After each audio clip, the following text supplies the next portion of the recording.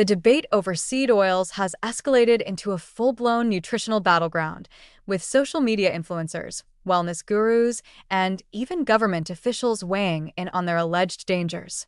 These oils, such as canola, soybean, and corn oil, have been demonized as silent contributors to chronic disease, metabolic dysfunction, and obesity. Critics label them as toxic and blame them for fueling an epidemic of inflammation-related illnesses, while proponents argue that decades of research support their safety and health benefits.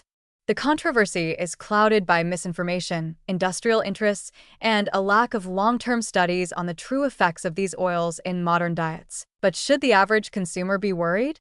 The reality is far more complicated and potentially concerning than either side would like to admit. Health Secretary Robert F. Kennedy Jr. has taken a particularly strong stance against seed oils, claiming that Americans are being unknowingly poisoned and pushing for a return to traditional animal fats like beef tallow in fast food cooking. His campaign has already had a noticeable effect on the food industry, with some restaurants and manufacturers reformulating their products to exclude seed oils in response to consumer fears. The shift reflects a broader trend. A growing number of Americans are avoiding these oils, often without fully understanding what they are or why they were introduced into the food supply in the first place. Seed oils are industrially processed oils extracted from plant seeds using high heat, chemical solvents, and refining techniques. While this process makes them cheap, neutral tasting, and widely available, critics argue that it also creates harmful byproducts, strips away beneficial nutrients, and results in an oil that is chemically unstable when exposed to heat.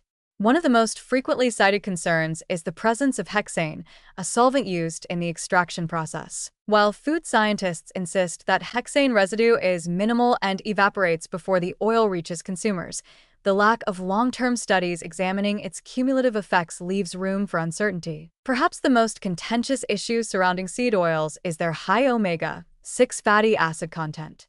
While omega-6 are essential in small amounts, modern diets contain them in excess, particularly in comparison to omega-3 fatty acids, which have anti-inflammatory benefits. Some research suggests that this imbalance promotes chronic inflammation, a key driver of conditions such as heart disease, cancer, arthritis, and even mental health disorders. However, defenders of seed oils argue that clinical trials have not consistently shown that omega-6 consumption directly leads to increased inflammation markers in the body. The truth likely lies somewhere in between. While omega-6 may not be inherently dangerous, their excessive presence in highly processed foods, combined with the deficiency of omega-3s, may be contributing to widespread metabolic dysfunction. Despite industry assurances that seed oils are safe, a growing body of research raises red flags. A recent study from Brigham and Women's Hospital found that people who consumed the highest amounts of butter had a 15% higher risk of early death compared to those who ate the least. However, those who consumed the most plant-based oils, including seed oils, had a 16% lower risk of early death. On the surface, this seems to support the case for seed oils, but it does not account for the quality of the oils consumed. Most seed oils are used in heavily processed, fried, and fast foods that are already associated with poor health outcomes. This makes it difficult to separate the effects of the oils themselves from the broader dietary patterns in which they are consumed. Another troubling factor is the role of oxidation and peroxidation. Seed oils are chemically unstable when exposed to heat, light, and air, breaking down into harmful compounds such as aldehydes and trans fats. These compounds have been linked to increased oxidative stress, a condition where free radicals damage cells and contribute to aging, inflammation, and disease. While industry experts claim that most commercially refined oils are processed to minimize these risks, the fact remains that many restaurants and food manufacturers repeatedly heat these oils at high temperatures, leading to the accumulation of potentially toxic degradation products. The recent rise in seed oil consumption is undeniable, as they have replaced traditional fats in nearly every aspect of food production. They are found in everything from salad dressings and snack foods to baked goods and infant formula. Their widespread use is not necessarily due to their superior health benefits, but rather their cost-effectiveness, long shelf life, and ability to enhance texture and mouthfeel in processed foods. Critics argue that their omnipresence in the food supply has made it almost impossible for consumers to avoid them, contributing to an over-reliance on these fats at the expense of healthier alternatives. For those concerned about seed oils, the solution is not as simple as switching back to beef tallow. While animal fats like tallow, lard, and butter have been vilified for their high saturated fat content, recent research has cast doubt on the decades-old belief that saturated fat is the primary driver of heart disease. However, blindly embracing saturated fats as a natural alternative to seed oils may be an overcorrection.